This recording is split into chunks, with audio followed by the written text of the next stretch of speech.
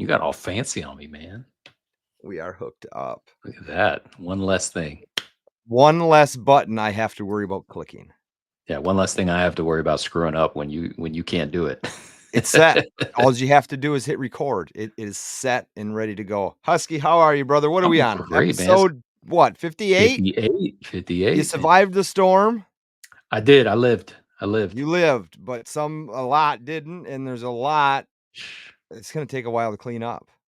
Yeah, really crazy week. I know last week I aired from South Carolina. Oh yeah, Barely made it out, man. Barely casting made it out. couch. We all remember. The casting couch. Did you find So an actress? no, no. Oh. I wasn't looking. But I did find a prepper. I heard that. Yeah, we brought somebody up for today. Guys, you're listening to The Crucible, by the way. I'm Emil. I'm Paulie. Thanks for joining us. Yeah, we might be a week late, but I can tell you natural disasters are always going to happen. It doesn't have to be a hurricane. It can be anything, a simple power outage, right? That's right. Mhm. All right. Do the honor, my brother. All right, I'm going to bring up my buddy Sarge. If you guys are familiar with Sarge from Prepping with Sarge, we got him right here. Sarge, good to see you, man. It's good to see you too. We have collaborated in the past. My first time collaborating with Paulie. How you doing today? Pleasure Paulie? to meet you again. Like I said backstage, it is a pleasure, and I am I'm going to take as much of this in as I possibly can. Like our viewers out there listening, if they've never been to your channel or anything like that, all your information will be down below in the description. So definitely go check out. You have a slew, and that's being light of a word, I guess, of information on prepping. And I think what Husky and I wanted to do is basically just kind of touch on it, just beginning of it, I guess. But yeah, thanks for having me on, guys. Appreciate it. Yeah, for sure.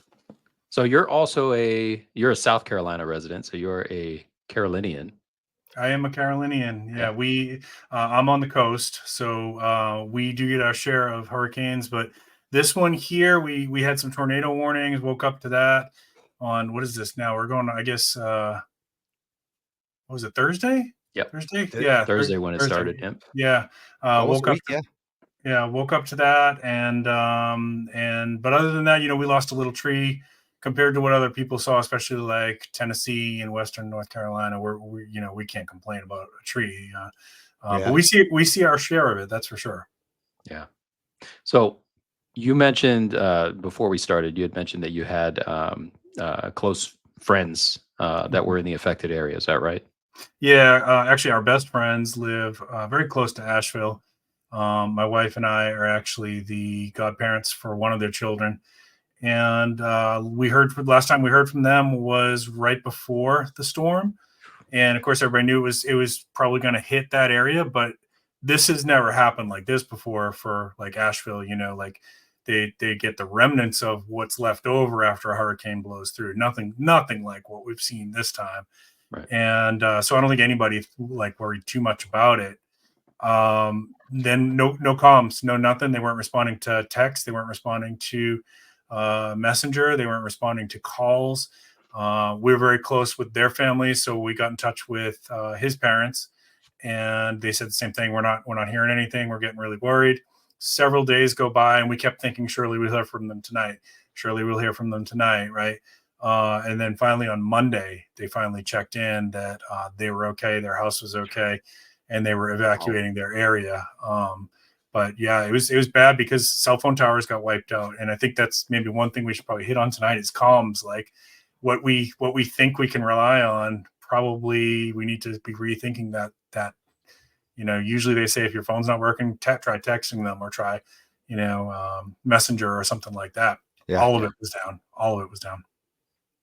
So I'm going to share a little anecdotal story before I start going into the questions for you. So the weekend before this hurricane, my wife and I, we traveled out to eastern Tennessee. It's right across the border from Boone. There's an area called Roan Mountain. That's where my wife's mom and stepfather live. And they live on the top of a mountain. All around them is a 360 view of the valleys around them. And they are on solar. They have water catchment systems with filtration. They have satellite Starlink internet. They've got septic systems. So they're off the grid. They even have livestock and all that. Completely unharmed by the storm. The storm came, it blew through, and because they were on top of the mountain, thankfully they were safe. But Sure. anywhere they look down below, I mean, they're basically on an island right now. All the roads are wiped out. They can't really get in and out, but they could call us, they can communicate with us and tell us that they were doing okay. They've got everything they need, no issues, no real damage where they lived. Everything was down below wherever the rivers were, wherever the creeks were, that's where all the mudslides happened. So that's just a little anecdotal story. Thankfully, they're all right. But Sarge, hindsight is always 2020. Yeah. People who, everyday people who had no idea that this was going to be as bad as it really was, probably could have prepared better. What are some of the most basic preps that you feel would have benefited in helping maybe even save lives in this issue?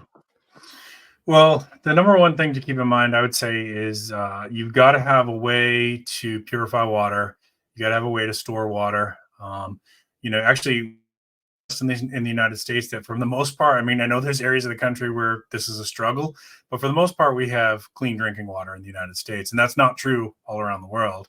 In fact, unclean drinking water is the number one killer in the world. It's the biggest thing that takes lives. So we take for granted that that's there, that you can run your tap water and grab some H2O and it's going to be safe. But when a storm happens, your city or your county's filtration system can get really jacked up, could get shut off. That does happen. There's all kinds of things that can go wrong with it. So if you don't have drinking water, you're going to be screwed pretty fast. So that's the number one thing, that regardless of what scenario you're thinking about, I would say that's always got to be your first prep, is a way to purify water and a way to store water. There are things that we can't predict, right? Like we were talking about, that this area of North Carolina doesn't typically get storms like this, and you have entire towns now that are under mud. That's kind of hard to predict. I could have here among coastal South Carolina, we could have a tsunami in the middle of the night, and bye Sarge. You just won't see me anymore because I'm pretty close to the ocean. If it's a large tsunami, you just probably won't ever see me on the air anymore.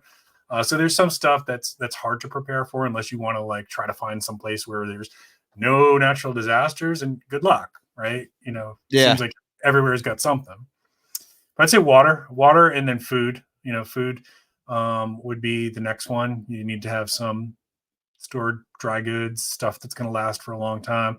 You want to get in the habit of rotating it, right? But certain things we know last on the shelf for a long time. Your canned goods, your pasta, your rice, your beans, things like that. And as long as you that's part of your regular meals, you can get in the habit of rotating it by a little bit at a time to kind of get yourself started. You get those two things covered, you're probably better off than 90% of the country, to be honest with you. Mm-hmm. Yeah. But then the next thing, people always say, well, what's after those two? It's going to start depending on your situation, right? I would say if you take medications, you need to start thinking about, how do I stockpile some medications, right? And I can get into a little bit more on that if you want. First aid kits, because think about with this storm, right? If you're, wildfires are going on or whatever, you might not be able to get an ambulance to you. You might be having to tough it out at home. If you get injured, tree falls on your property or something like that, you might have to tough it out and use your first aid stuff until it's safe to get to higher level care, right? So you need to take some first aid classes. Right.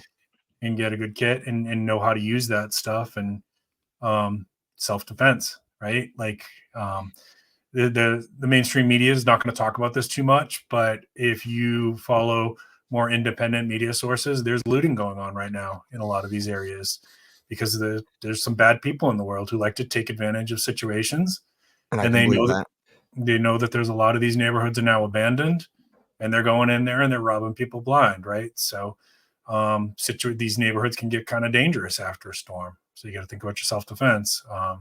And then once you get all your basics covered, then you start getting into the financial preparedness stuff where, you got to have some emergency cash. And, the three of us are all fans of silver and gold, right? Mm-hmm, so yeah, to me, that's part of prepping too. And we can get into a discussion of why I think it is.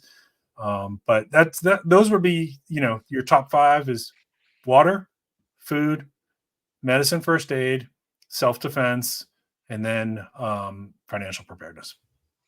Now, for self-defense, I did hear about reports of shots being fired at night, and this is typically the case where people are protecting their property from looters. When you're talking about financial preparedness, the having cash on hand, are there places that are only accepting cash over there right now? That's what I'm hearing is That's a good that there, question. yeah, that there are, and I've seen that here too. If there's a power outage, some stores, not all, some stores will stay open and they'll accept cash. Hmm. So it's a good idea to have some on hand, right? Each family has to decide how much makes sense for that. Maybe not $10,000 in cash in your house, but maybe somewhere between. For me, I would say the good rule of thumb would be how much cash would you need to get a hotel for 3 days in your area? Mm. Like Hmm. not necessarily like the Ritz, but like something safe, right? Not somewhere where there's like illegal activities going on, but somewhere safe for three Yeah, days. If you that would be the minimum amount of cash that I would recommend for people to have on hand. that's smart. Now, sorry, go ahead, Paul. You No, first. I was just going to touch on, okay, you talked about the food and the water. To go along with that, if you're out of power, you're going to want to have a source to heat said food and cook, boil the water, right? So simple fire starters can be stored very, very easily in different places around your house, dry bags, what have you. But it's definitely something you should think about and consider having, right? Yeah, and there's all kinds of options, right? Like if you've got a fire pit, that's obviously one way you could do things. Most people, if you're own a home, you probably got a barbecue. If you're in an apartment, maybe with a balcony, maybe you could get by with a camping stove or something like that. Even like those little camp stoves, Little like camp when you're stoves, yep. yeah when you're Those little solo green hiking, propane tanks. yeah, like jet boil, things like Yep. that. Yep. Those are an option. But also like it's a good idea to store some of your food should be stuff that you don't have to even do any cooking or preparedness with. Like you just crack open a can, you can eat those peaches or spaghettios or whatever, and you're not Yeah. going to die. It's Yeah. it's Right. still going to taste okay. Yeah. It's not the way you might like it, but it is Right. what it is. Emil and I touched on a while back, um, for I guess I would say longer situation, especially living in, let's just say, an urban area where I mean, there's like where I live's country living. Like it's I don't live house to house to house to house to house, right? Mhm. And sometimes those people aren't prepared, and you almost, if it's going to be a while, whether or not you get along with your neighbors and how they are, but you almost have to look the part as well. Like you don't have a bunch of rations, and you can't be walking around with that big belly sticking out because you just filled yourself. Yeah. That's like a long-term thing, but it makes complete sense. He sent me a link, and I forget what it was from, either Instagram or TikTok, but that woman was speaking. um they actually had some great big community bonfire where people would come and cook their food and boil water, just on this recent hurricane. Hmm. And actually like that gray man kind of mentality where we talk about gray man where you want to try to blend in and not stand out. You don't want to Hmm. be the person that's necessarily like, hey, I got tons of food here, Yeah, sorry living high. suckers. Yeah. If you're in a position, I'm going to also say if you're in a position to help people, then do what you You can, right? should. Yeah, right. Especially your neighbors, like because they're going to watch your back too. Like if you're taking care of your neighbors, they're also going to be hopefully looking out for you too. So Exactly. that can pay dividends. So don't be like that miser that's not, but you also are probably not going to be able to help everybody in your city, right? Like there's going to be a Yeah. limit. So but it's not necessarily even long term like that need to be kind of gray man. On one of the prepper groups this week, this woman who was in one of these areas was posting, and she said she's been running her generator and she's having strangers come up to her property and offering her 3 times the cash value to buy the generator. Now that might sound cool. Hey, opportunity! I buy some extra Hmm. generators and sell them, right?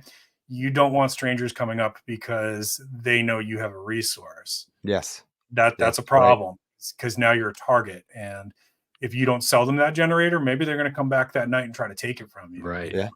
So Yeah. it's That's it can be a little scary. desperation. Yeah, Yeah. desperation it creates some scary situations for sure. Yeah. That'll shift things from civility to chaos, Yeah. anarchy, real quick. Yeah. Very And quick. I hear that there are these sections of North Carolina that are still completely cut off, no food, no water, and it is chaos there. Like there's like bodies. There's all kinds of stuff going on there, and no food, no water. We were just talking before we got on. Actually, a huge YouTuber, a crazy Russian hacker, lives out Yeah. that way, and he did put a post out. I don't know how he got it to send, but he said no power, no communication, no food, no water. Pray for us, But he's alive. But it's like it's not discriminating any person based on their finances or socioeconomic class. If you're in the area, you're hit. Yep.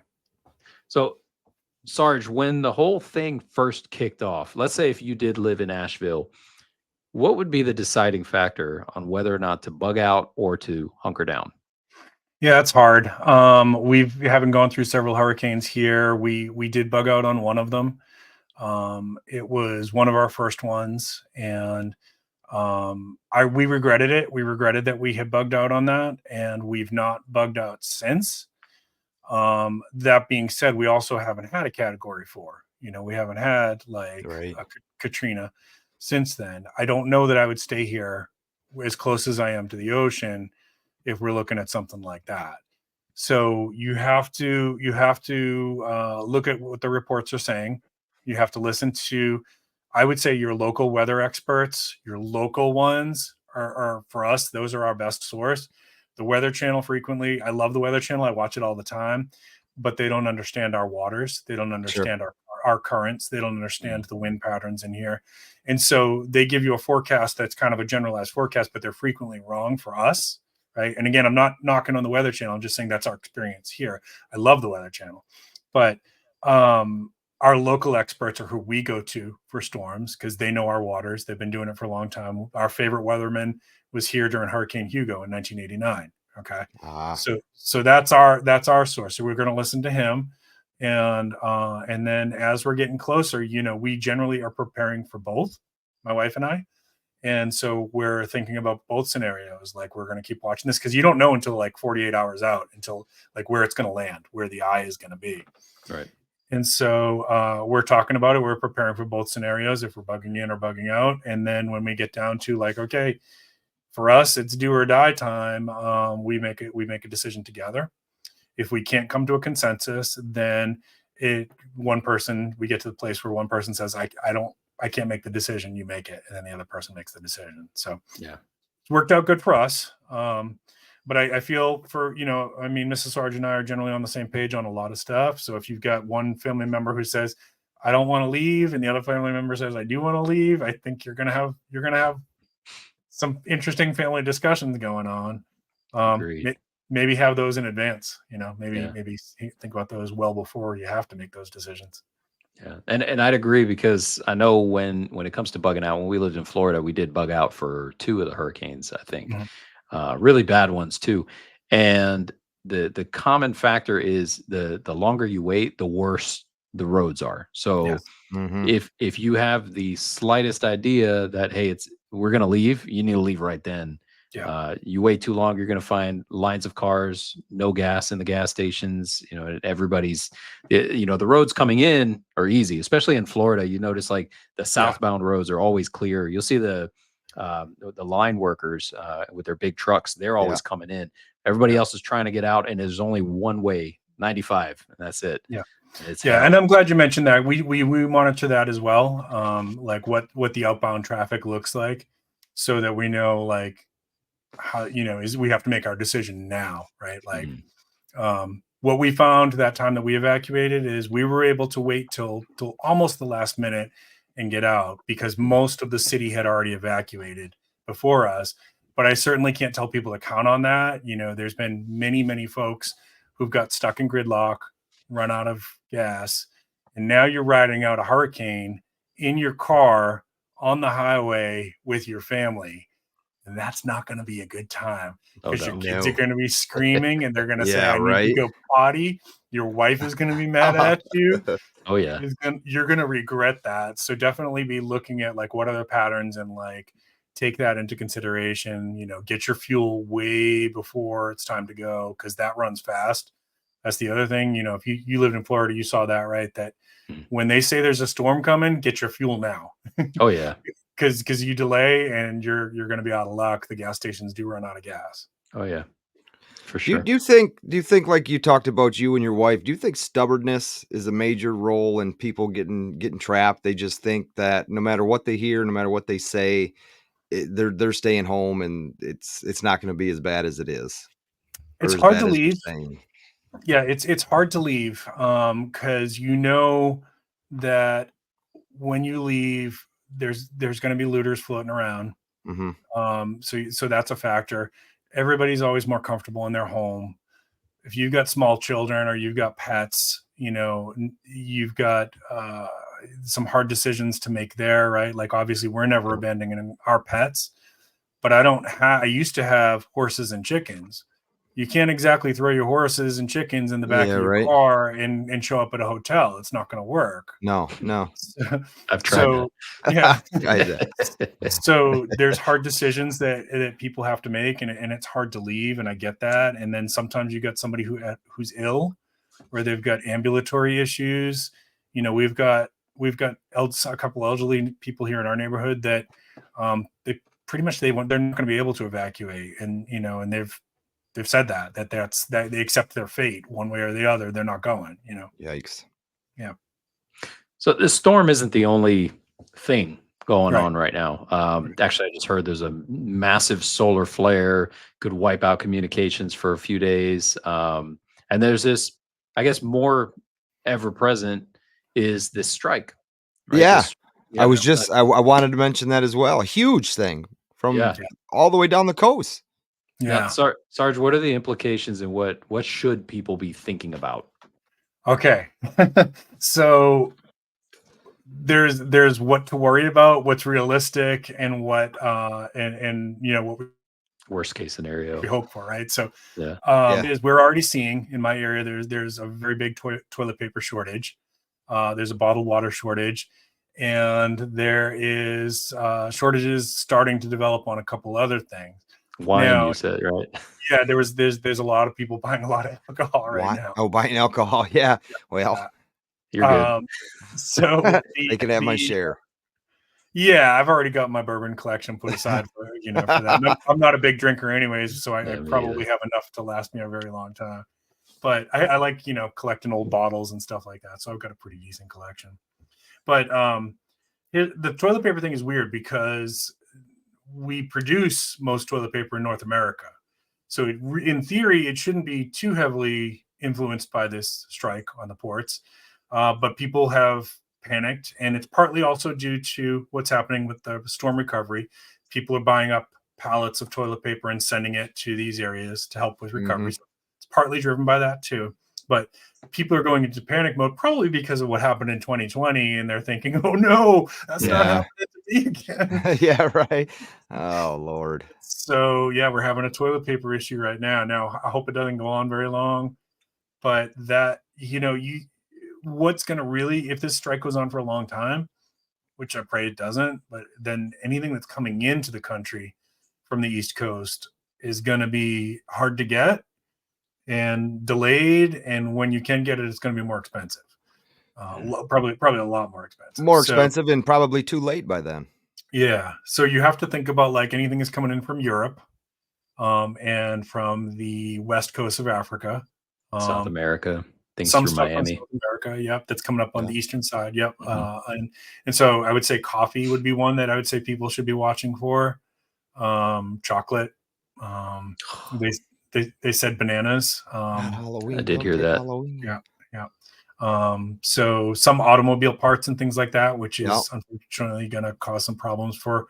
So ironically, I don't want to get too political on you guys here, but ironically, the union is, if this goes on for a very long time, is going to screw over the auto workers union and the construction workers unions because they won't be able to get what they need. Steel workers. And so it's going to put other people out of work. I pray this doesn't go on for a long time. Let's just hope they get a contract resolved, and because the longer this goes on, the worse it's going to be for the entire economy. Then it starts having this like trickle effect on everything. It certainly does. Yeah, it already has, and it's gonna continue. And like you said, I hope that they can come to an agreement, and that's the only thing we can really hope for. Is it's just a fast, speedy thing. The way I look at it, I could see all of 2 weeks, but who knows? If they're working on it every day, every night, we'll I see hope what so. happens. Yeah, 2 weeks or less, we probably would be okay. It probably won't be too bad. Just a little bit of grumbling and groaning that, like, And you keep- know, keep just my to touch chocolate. on it quick, I've been a union worker as long as, you know, since I turned 18 years old. And number one, not that it's a good thing, but for them, it is a good thing. The time they chose to strike, you couldn't have picked a better time to strike, even though it's going to damage this economy and people's with this hurricane. It's a terrible thing. So hopefully that helps move their process along. But what they're looking at, as far as me being a union employee, a six Did we year. lose them? Who'd we lose? Nope.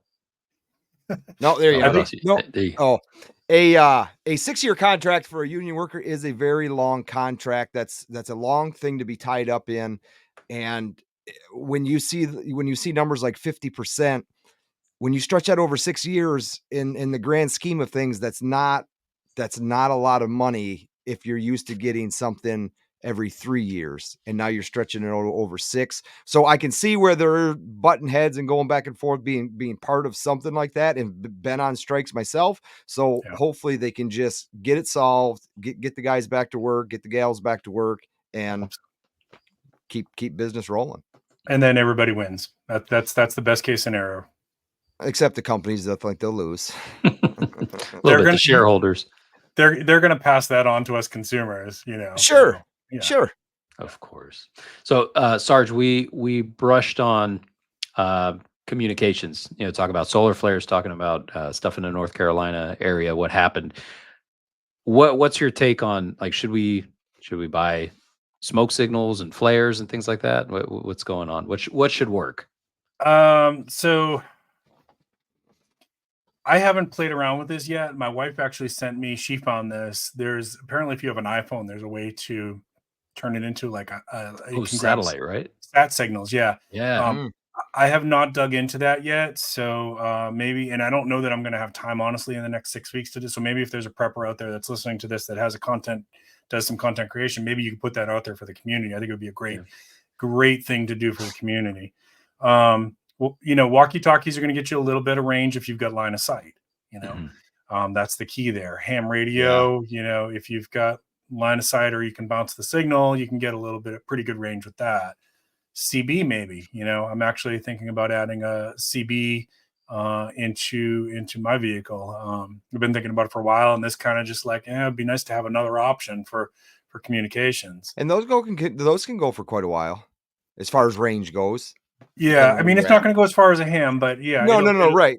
You But might it's be an able to reach option. out and tell somebody, hey, I'm stranded here. Can somebody just notify my family or notify, you know, first responders or whatever, so that when they have time, they can get to me or something like that. Yeah. And then you and I Emil had talked about, you can edit that out. What? No, you're good. Oh, okay. You use your name? Yeah, of course. Yeah. Okay. You and I had talked about beforehand of Starlink, right? That maybe satellite and stuff like that. That maybe this is more people will start thinking about this, especially if you're living in like a rural community. You know, it might be a good option to consider. I've seen it once. Come over top of satellite array flying through the sky. Yep. Yeah, that's crazy to see. It's nuts. Yeah, I saw some statistics saying that Elon now owns two-thirds, either 1/3 or 2/3 of the satellites in the atmosphere right now. Isn't there a Tesla floating around out there somewhere? Yes, it's a mini one. Yeah. Yeah, that's crazy. Yeah. So we covered just about everything. I think there's 2 more quick ones that I want to hit on. Maybe I'll just throw them both out there, and then you can kind of pick and choose what you want to talk about. So we're talking about all of the potential mishaps that could happen. Right now in the news, you got kind of 2 more. One of them being fallout from the election in one direction or another. Bad things could happen depending on how politically charged people get. And then the other thing being the whole drama in the Middle East. We're on the fever pitch, that boiling point of whatever's going on between Iran, Israel. You got Russia, you got Ukraine. It's a little bit of BRICS versus NATO without it actually being overtly BRICS versus NATO. That's all on the other side of the world. obviously the potential civil war stuff is here. Even to say that out loud is crazy. But Crazy, yeah. worst case scenario, or not even worst case, what should people do anyways, just to be prepared for that stuff? So those are the two things that I've got my eye on right now. The most is not necessarily civil war. I don't think we're there yet. I know many people in the preparedness community would probably disagree with me. I don't think we're there yet. I think we are probably looking at civil unrest though. After maybe even leading up to the election, we're getting close now, and then probably afterwards. And I think it doesn't, from preparedness standpoint, it doesn't matter which side wins.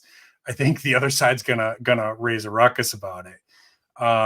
So let's talk about that one first, and then if we have time, I don't mind hitting on the bigger situation too.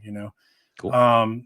I think that if you were prone to any of that kind of stuff in 2020, you should probably be thinking really hard about what is my plan now, because it's probably going to hit your city again. Okay. Could this roll out further out into like rural areas and suburbs? Sure. I don't think it will. I think it's predominantly going to be like in your traditional cities like Baltimore, Washington, D.C., Atlanta, Detroit, L.A., maybe a little bit in New York and Boston. But Baltimore, Atlanta, and D.C. for sure. L.A. probably. Like you should know by now, like those are the hot spots. That's where things are going to kick off. They're going to start there usually. And what I say frequently on my channel is I don't, whatever side you're on, I really don't care. Just don't protest in the street. It's a dumb way to die. Right. Don't do Sure. that. It's, your life means more than that. If you want to protest, I absolutely support your right to protest. Either whoever you're voting for or whatever your issue is, that I 100% support your right to free speech and free assembly, and I think that those are important ideals regardless of whether or not I agree with your position. But don't protest in the street. You're putting yourself at a huge risk, and it's a dumb way to die. It's a really dumb way to die. But let's talk about the average homeowner, right? Like, or business owner or whatever.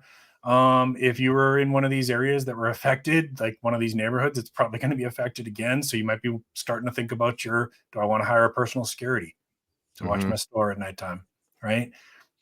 Do I have the right amount of insurance on it? Should I call my insurance company and ask them, are they going to cover looting? Right. Right. I don't know. I mean, I don't own a storefront. That's a question for you if you own a storefront. If you're in a neighborhood that's prone to this, then I would be starting to talk to your neighbors about like, hey, what happens if people start coming through here with torches, right? What are we going to do? Are we going to, and first responders can't get to us, or they choose to not to get to us, right? Sometimes they're on an order to stand down. Sure. Right?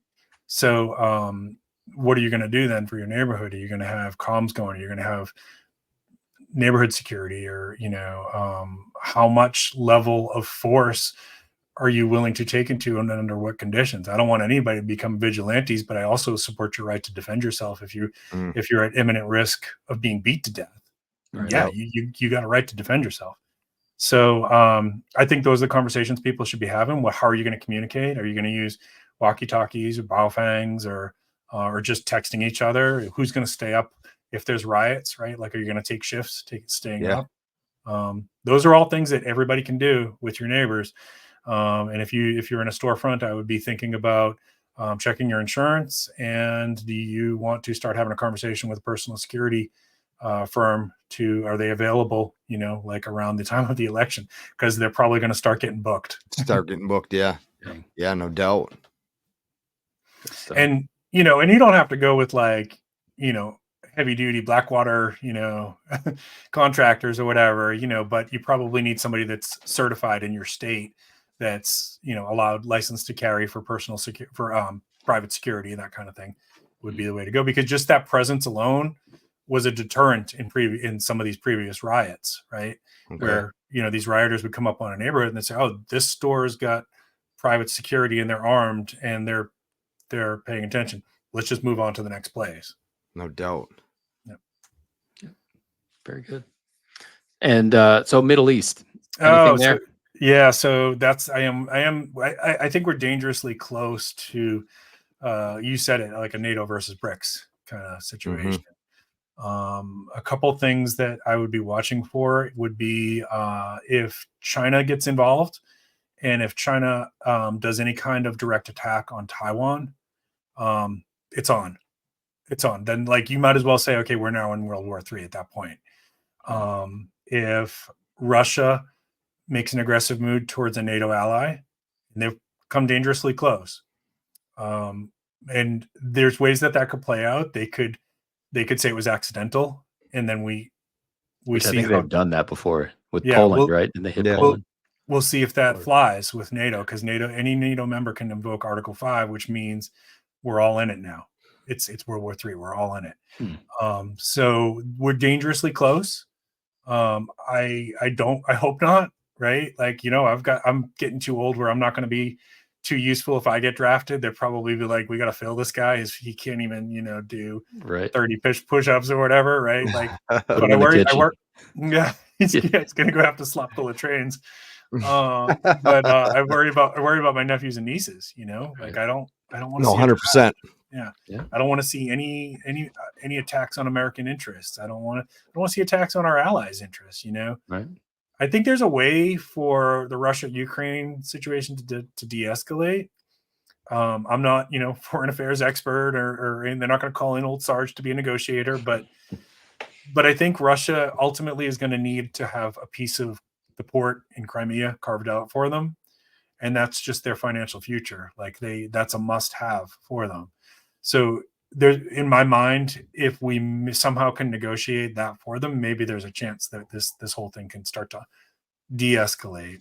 As far as the Middle East, that's a really complicated thing. And Husky, you probably know more about that area than I can even guess at. You served overseas, right? Yeah. Yeah. I won't touch it with a 10-foot pole. It's so I don't even factual. try because both sides are right and both sides are wrong. So Sure. I can't even hold an argument in my own head over which side is more right, because this kind of this drama has been going on for generations, too many generations to count, where whoever started it doesn't even matter at this point. It's so factionalized, right? Like, right. It's yeah. And what you're dealing with really is human life. Whether you want to call one side more human or more humanitarian than the other one, I don't even know if you can call that right now. It's just Right. both sides are a mess. Both sides have their wants, their list of demands, and neither are really getting what they want. So I couldn't even tell you how to begin fixing that. Yeah. I would say the only thing I can add to that is that Iran launching those missiles this week escalates it to a very concerning level. For sure. They've used proxies up to this point, with being Hezbollah. And for people who are listening and don't know, like, proxy warfare is like when you're using a smaller group to act out your intentions, right? And so that the nation itself, so the United States does this, by the way, if people don't know, we will engage in proxy warfare, and we'll have another country fight another country, and we're supporting it and we're funding it, but we're not some F-16s and we're not directly involved, but we're kind of funding it. That's a proxy war. And them directly getting involved is a concern, because I don't know if they are a nuclear power or they're very close to being a nuclear power. I know they're close. I don't think they're official yet. I saw some report saying that within the next few weeks they could be. Yeah, they're close. And even without that, they're not, they're a very sophisticated military that's been building up for a long time. They're no push in the park. Nobody's going to just walk over them. It would be a very, very ugly war. And I think they've applied for BRICS membership, if I'm not mistaken. Yes. Yeah, it should be, let's see, Brazil, Russia, India, Brazil, China, South Africa. And then there's also, I believe, Saudi has applied, Ethiopia, some other countries. Some of them are not as relevant, but some of them are actually, big players in the Middle East. So the U.S. dollar has had a good run, right? Like, we've benefited from the petrodollar alliance, and the United States has lived very happy and fat from that. And there's a lot of people who are ready to see that come to an end. There's a lot And if you step outside your box for a minute, you can understand that to some extent, right? Like, this is unfair, you know. I get that. I can see that from other people's perspective. It's sometimes. Sorry, go ahead. You go first, and then I got a question for you guys. Okay, I was gonna say it's sometimes hard to step out as an American who's lived here our entire lives, to step out of that and from a 30,000 foot view down, being able to see that, you know, we do run the playground, and if people don't play the way we want to play, we sanction them. You know, it's like it's really easy. We'll go to war with you, whatever, whether it's monetary or physically go to war with you. We'll make you play our game. Yeah, it's tough for everyone else. Yeah, we'll fund a little bit of insurrection in your country. Like, there's all kinds of things that you're talking CIA level stuff. Yeah. And going outside the box, I try and explain this to folks that I work with because, you know, for 6-7 years now, being sober and being in the stacking community, I've tried to lead them to say, hey, you guys should own a little bit of this stuff, whether it's silver, whether it's gold, doesn't matter if it's 90%, whatever it is, you should probably own some. And 90% of them, it always comes down to, well, you can't eat the silver, you can't eat the gold. No, you can't. Right. But you can use it to do different things if it was ever to come to that. Right. So it's that was my question. To get to break people of that, you know? Yeah. So I think there's a couple barriers. Husky, you and I were like actually talking, I think, on Instagram about this, right? And then I think it was you that I was talking with, and you said the financial barrier is probably a big hurdle for people, and so they say, well, if I can't get this, I'm just going to trash all over it, right? Yeah, was that you that I was talking about it? Okay, probably, yeah. Okay, so there's a couple things here, and that was my question I was going to ask you guys, is like, when you think about like World War III type scenarios, where does silver and gold come into this? My thoughts on this, I've talked about this on my channel before, is that gold and silver are part of my preps. And the reason for that is gold and silver are the most stable currency that has ever existed on this planet. Ever. It's existed for more than 2,000 years. It's survived wars. It's survived the breakdown of civilizations. It's been used to bribe your way out of a war zone. It's been used to get goods that you couldn't get otherwise. And why? Because you can take gold into your backyard and you can melt it down, and it is completely anonymous and nobody will know where you got it from. And then you can take that little nugget of gold or that round of gold that you've made, and you can take it anywhere in the world and you can sell it to a jeweler or a coin store anywhere in the world, and they're going to give you local currency. Right? So it is the most stable and anonymous and easily and that's those are facts. This isn't just somebody's opinion. That's facts that you're saying there. This is 100% real. It's happening today as it did. It's happening right now. 2,000 years ago. People are using gold to get out of these war zones right now. For sure. For sure. People are bribing senators, right? For US. Yeah. With gold. Why? Gold bars, gold kilos. Right. Yeah. Interesting thing, when John and I started a metals business, right? It was metal merchant at the time. I had to fill out AMLA paperwork, Anti-Money Laundering Act. And the reason is because so many illicit or illegal businesses use gold and silver as a means of payment because it's not traceable. So yeah, it's if the drug dealers use it, and that's then what clearly there's a benefit. Evan talked about when we had him on here. That's right. Yeah. And I was telling Husky before we went live that I got it from some intel that I spoke to, that some of these stores in these storm zones are actually accepting US dollars, the ones that were able to reopen, US dollars and gold and silver. And those are no credit card, no Bitcoin. Yeah. And I'm not like dogging on cryptocurrency. I own a little bit of cryptocurrency too, but like when it comes down to access it, you wouldn't be able to. What we're going to say with all the internet towers down and all that good stuff. What are you going to do?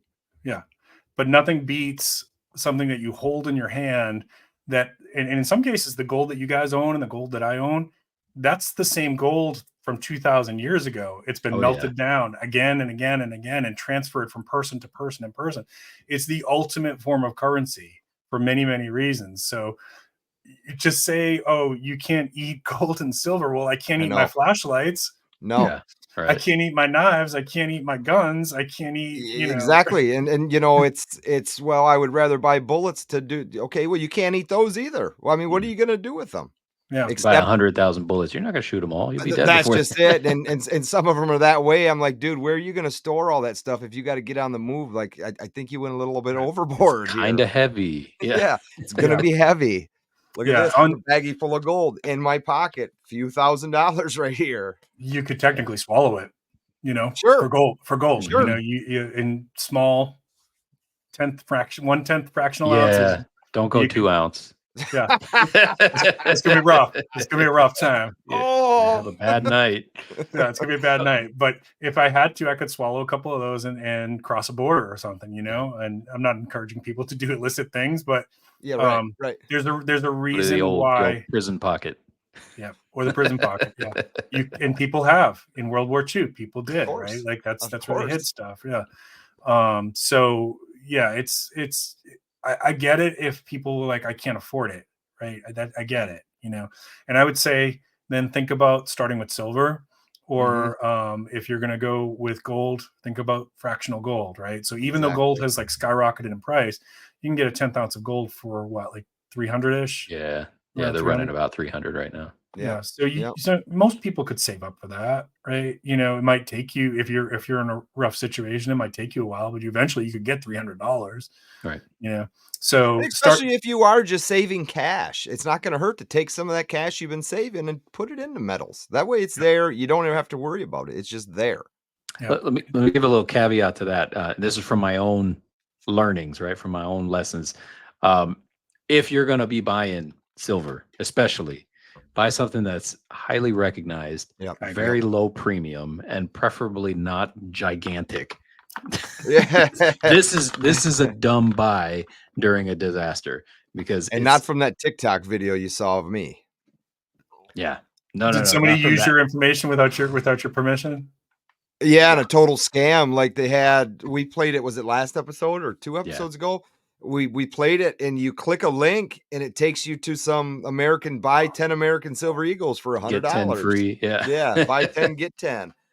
And I could never find it, so people that sent it to me, they did report it, but Yeah. that stuff is going on every single day, and it's just gonna continue to get worse, worse, and worse. Somebody did something similar, and Pirate Stacker actually found it. He sent me this. It was a link on Facebook.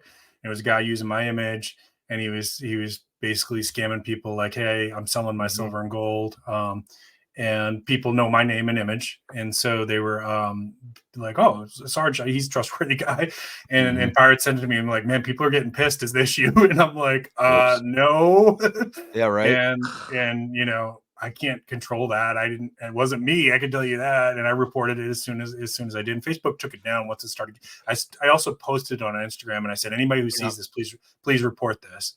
And then eventually it did get taken down, but some people lost money, so Yeah. be careful. Be careful. There's such thing as reputable dealers and not reputable people. exactly. You And the said, funny thing about that is when we were talking about it before we did the show is it was brought to my attention by my own brother. He called me and he was asking me about the video. He says, "So what's up with these things?" I clicked the link and it takes me to the site and it's 10 of these I said, "Dude, don't do it. Don't go Don't there's there. do no it. Thanks for way. calling. Back away. Yeah. Back away." So if you were going silver and specifically from a prepper mindset, right, not a collector, right, what would you guys recommend? Paul? I you can't go wrong with generic buffaloes. They're well known. They're not a coin. They're a generic. They're still a lower quote unquote premium than your bullion, which would be if you were going to buy that, your bullion coins, American Eagle, I would stick with, or the Canadian Maple Leaf, even the Britannias.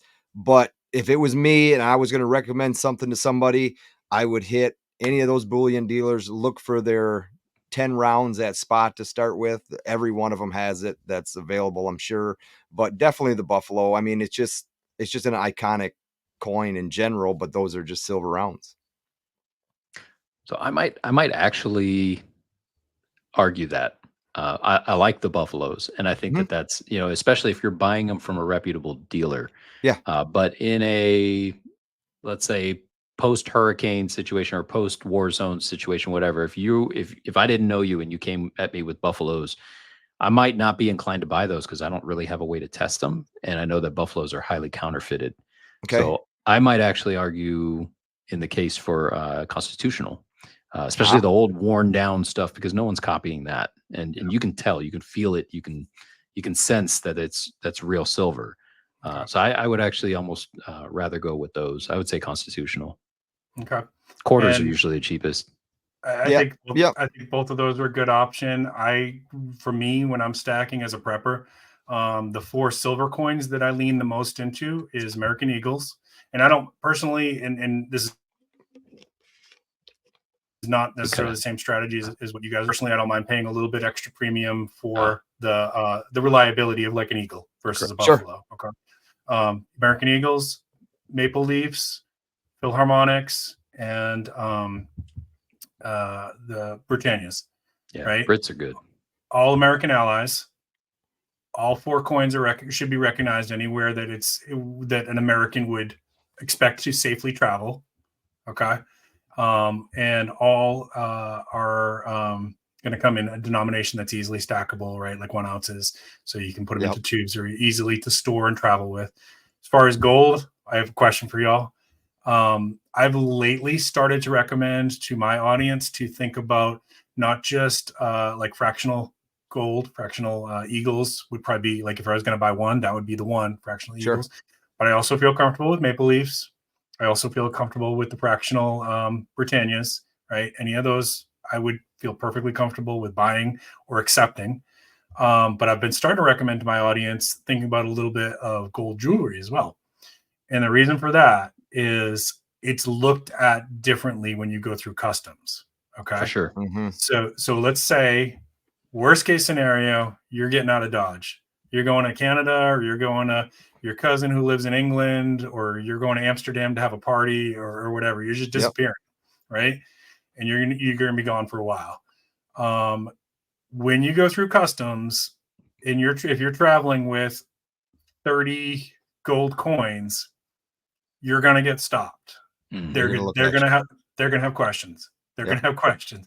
But if you travel with a couple gold chains and a couple gold bracelets and a couple gold rings, that's just part of your culture, and that's not really looked at the same. And it's a little bit more likely to draw, like somebody might be like, man, that guy's got some money or something, right?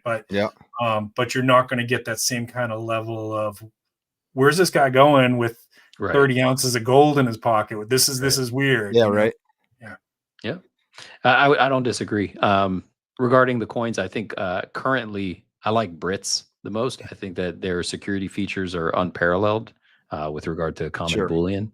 I do like maples and eagles as well. Buffaloes are also beautiful, but I think the Brits are security wise is where it's at. With regard to jewelry, it's funny you mentioned that. I made my wife I think it's about 1 ounce, 24 karat pendant. It's a Nice. solid nugget. It's gorgeous too. But yeah, she could put that on, and you wouldn't look twice at it. You're like, okay, yeah, she's got Yeah. some Right. nice jewelry. That's it. Right. But you're right. I mean, if push came to shove and she needed to offload it to whatever, buy a plane ticket or to get us on a boat to get out of Dodge, yeah, you could do that because it's solid, it's real, 24 karat, it's pure, and Jewelry it's store can test it, and they'll be like, "Yep, exactly, that's gold. I'll buy it from you." Yep. it's quite Yeah, and that's just one incognito. thing that I wanted to touch on was people buying it. They just have to be careful and they know what they're buying between the carats: 14 karat, 10 karat, 18 karat, Mhm. 22 karat. It goes on. They just don't want to get into it too heavy. They paid an amount for a 14 karat chain when they thought it was 24 karat Right. or 22 karat or 18 karat. Now you're dealing with something that isn't worth what you paid anymore. Right. And the premiums are going to be higher on jewelry for sure. You know, because it's But you because can of our find some really good deals on jewelry too. I mean, there's stuff out there that's They go to it could have a scrap. Yeah. it could be a broken clasp, and somebody's just trying to make a few extra bucks on top of what the scrapper's going to give them. So you might get it really, really close to a spot deal there. It's a good point. So, Yep, good stuff. well, this is good, man. I really appreciate you being on the show tonight. I think we learned a lot, and I Oh, think for sure. Yeah, hopefully our my viewers pleasure, can say the guys. same. Anytime you guys want to hang out and talk coins or prepping or state of the world, I'm down. You let me know. We do. Yeah, definitely. So, Definitely. This was fun. It was a pleasure meeting you, and thanks for hanging out with us. Thank you, guys. Appreciate you. all right, Paulie, you think that that button's gonna work? Let's find out. All right, folks, we'll see you all on the next one. Let's see if